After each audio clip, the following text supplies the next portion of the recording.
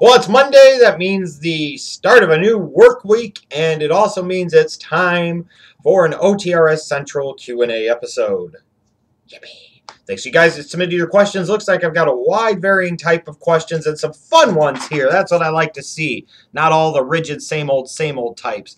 Let's get started, shall we? Dexter C73. Which wrestler is the Jay Cutler of WWE? For my money, in my mind, it has to be Randy Orton. Because just like with Jay Cutler, no matter how much people try to spin it, no matter how much the company and other fans try to spin me on the fact that this guy is a real talent and a top guy, I see an average, sometimes mediocre, consistently underperforming performer whose level of investment that he's received does not match his actual production. When I look at the WWE and I view a Jay Cutler type of guy, I'm staring straight at, well, not the ring boner, but the sleeve tattoos, the construction worker beard, the baby oil. It's got to be Randy Orton, period. Mr. Tuxedo. Space Jam was on TV yesterday, as it should be on every day in a continuous loop somewhere in the world, and Michael Jordan was definitely playing baseball at one point. Please explain. You could look at this from a couple of different conspiracy theories. First would be, these were creative liberties taken by the Zionists in Hollywood to try and attempt to make Michael Jordan look like a sympathetic hero. You know, the rest of it, saving the universe from basketball-playing aliens that could sap other people's talents away from them, called the Monstars, these are true things. These all happen. These are facts. But, that you could argue is creative liberties. You could say that was actually the evil robot Jeffy Michaels that did that. I mean, there's a lot of different arguments, but Michael Jordan never played baseball, and the insinuation of it is completely and totally ridiculous. Madden God 45, fuck, marry, kill. Stephanie McMahon, Charmel, or Maurice? I'm going to fuck Charmel, I'm going to marry Stephanie, and I'm going to kill Maurice. Obviously Charmel is a bit of my flavor, so she goes in the fuck category. I'm going to marry wisely, I'm going to marry into money, hence why I would marry Stephanie McMahon. If I want to have any money whatsoever, I don't want to fuck or marry Maurice. I want to kill Maurice because I have a feeling that either due to buying her drugs, makeup, or incessant quantities of chocolates and other fattening foods, that she will drive me to the poorhouse and then eventually will become a fat moo-moo. So, no on the Maurice, but I would fuck Charmel and marry Stephanie. Luis Roulette. Judging by Brie Bella's acting, do you think Daniel Bryan catches her every time she fakes an orgasm? Yeah, what does she do? Does she go, yes, yes, yes?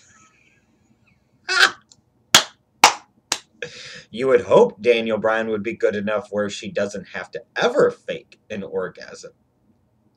Furthermore, you would say to Daniel Bryan, you're a superstar, so to speak.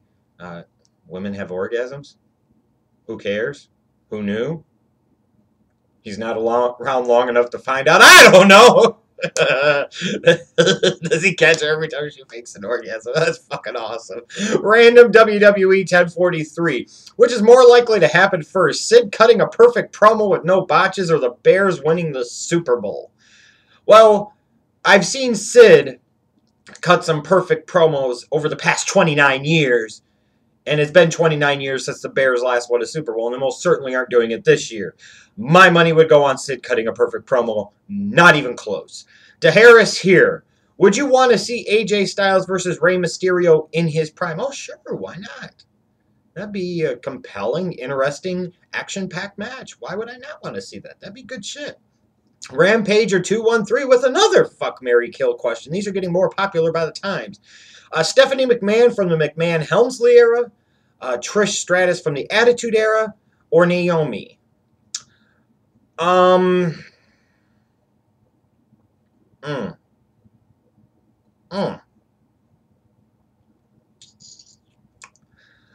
surprise some people with this, but I would fuck Naomi.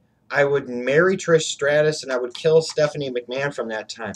I think older Stephanie is much sexier than that McMahon Helmsley era Stephanie. I really do.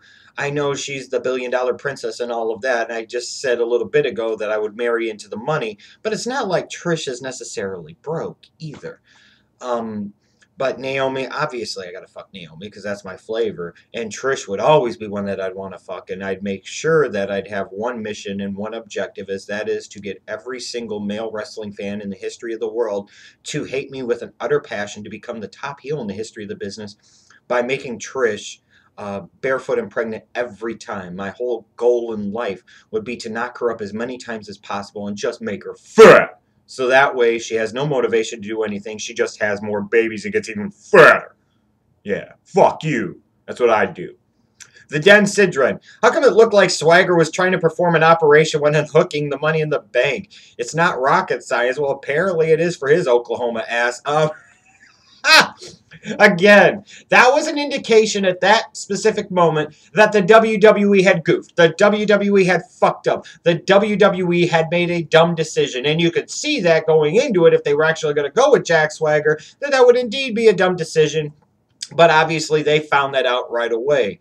It took the asshole like literally 2 minutes on top of that ladder to unhook that briefcase. You want to talk about one of the most awkward moments in WWE, WrestleMania, and wrestling history. That has to be it at WrestleMania 26. Hassan Shaki. What really happened on 9/11? A few things. Number one, no matter what you believe, a conspiracy happened. Because the definition of a conspiracy in one way would be that more than one person was involved. So I do always hate when somebody sits there and talks down to somebody that's a so-called conspiracy theorist. Well, technically, the official story is also a conspiracy theory. So at that point in time, when people say, oh, you're just a radical conspiracy theorist or you're a truther. Well, if you believe the official story, you also believe a conspiracy theory. So you're an idiot too. And you look like an idiot for trying to, just blindly accept everything that goes on. I can tell you this much, is that a lot of bad things happened on 9/11, more so what happened in the aftermath of 9/11. I mean, it was something that really, really made this country a slave to the industrial military complex, as it has been for a long time, going back to the beginnings of World War II. And it never really stopped. But now it was carte blanche. It was a blank check for them to do whatever the fuck they want. It showed that as star-spangled awesome as Americans like to think their country is, we are not that much better, if any better, than any other country in the world. We're not the only country with freedom. We're not the only country that could do this. We're much worse in key categories and indicators than we like to believe.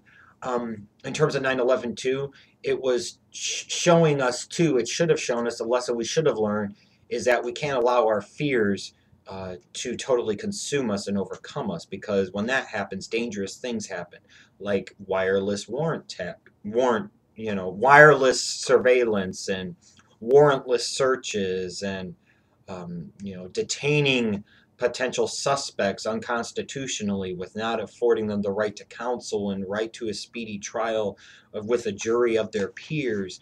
Things like the Patriot Act, which were trampling on said amendments like the First Amendment and the Fourth Amendment. Personally, and this is just my opinion, the craziest theory that I've ever seen when it comes to 9/11 in terms of conspiracy theories is the official story. I do believe it takes a special kind of naive and a special kind of stupid to 100% believe everything that you were told about the official story of 9/11. And that's just me, because if you look at it from even the most remotely objective viewpoint, you cannot sit there and tell me that every single thing adds up and every single thing makes sense. Now, to differing levels of what people think, hey, there's some stuff that I fully believe in, that in terms of there being more to the story. I think some of it, is crazy talk and takes away from the credibility of the fact that the official 9/11 narrative is a fucking lie.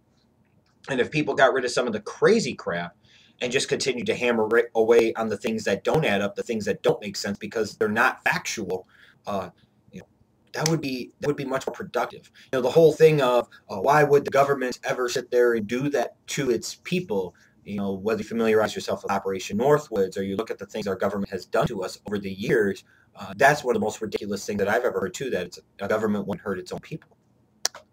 How the fuck do you get that? I mean, that's just ridiculous. That's just stupid. It really, really, truly is.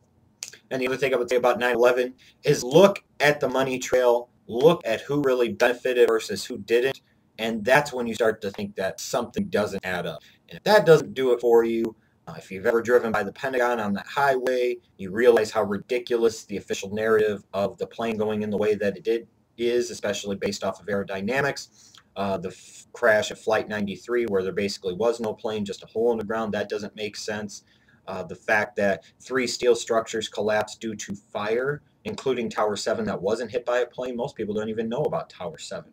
The fact that Tower 6 was completely hollow in the middle. I mean, there's so many things. I can go on and on and on about it. KCCO UK. What would you have as your entrance music? In today's WWE, probably some generic rock theme that was stupid. Abdullah Hep C. Who sucks John Cena's dick more, Vince McMahon or Nikki Bella? Well, I don't even think this is close. I mean, one is the woman that he bangs, and the other one's the boss of the WWE. It's clearly Vince McMahon. This is not even close. I mean, you could see it just in the bridge between SummerSlam and what happened in that main event and Night of Champions. You could see who sucks John Cena's dick more, and it's not Nikki Bella. Monty Dub Producer, why hasn't Kane gotten credit for ending Punk's career or for hurting Daniel Bryan? Because to do those things would be an attempt to actually make Kane relevant. To do those things would actually be a way to potentially get him over as a monster to a certain degree, would be a way to add some spice to him. So why would you want to do that? You just numbingly feature him on TV every week. I mean, you bring up a great point.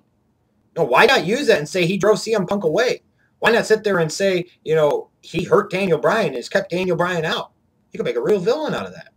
Matt Meffe 2, are you still obsessed with Honey Boo Boo? I don't know if it was an obsession. It's not an obsession. It's just she should have been involved with WrestleMania 29. She should have been involved with WrestleMania 30 at the very worst. You know, all the crap that people talk about Honey Boo Boo, Honey Boo Boo and her family weren't that odd. They weren't that off. I'd rather be Honey Boo Boo's family than the dysfunctional fucking Kardashians. That's for damn sure. I mean, which family would you rather be a part of? You know, it's just, I don't understand how so many people love the Kardashians, but make fun of Honey Boo Boo. It's just dumb to me. All right, let's see what else we got. Eric Alex Sandberg, do you think WWE dropped the ball with Kenta? I don't even know that they picked up the ball with Kenta yet, honestly, man, to know whether or not they actually dropped it with him. Do I think they will? Yes, I do. But I can't say they have yet because they haven't even really picked it up and tried to run with it or dribble it or anything.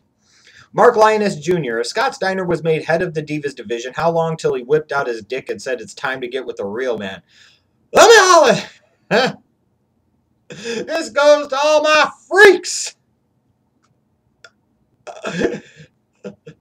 Oh, probably take about a week. The Divas division would never be the same again. Sagus Mike 87. Have you ever dreamed of beating CM Punk's ass in a wrestling match and stealing his wife in the process? No, but apparently you have.